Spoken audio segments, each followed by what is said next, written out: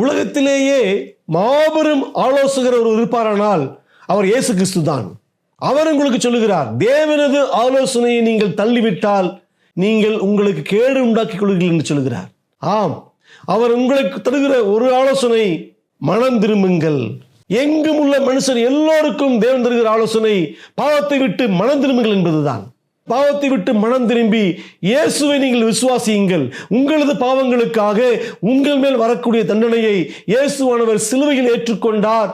அவர் உயிரையே தந்திருக்கிறார். 3ஆம் நாளில் மரணத்தையும் நரகத்தையும் ஜெயித்து உயிரோடு எழுந்தார் என்று அவரை நீங்கள் விசுவாசிக்கும் பொழுது, உண்மையாகவே தேவனது ஆலோசனைக்கு செவி கொடுக்கும் பொழுது, தேவனுடைய ஆலோசனைக்கு செவி கொடுத்து பாவத்தை விட்டு மனம் திரும்பி இயேசுவை நீங்கள் பாவ மன்னிப்பின் இரட்சகராக விசுவாசிக்கும் பொழுது, உங்களது வாழ்க்கை எல்லா கேட்டுக்கும் தப்பி ஒரு மனமகிழ்ச்சியுள்ள வாழ்க்கையாக, அர்த்தமுள்ள வாழ்க்கையாக மாறும்.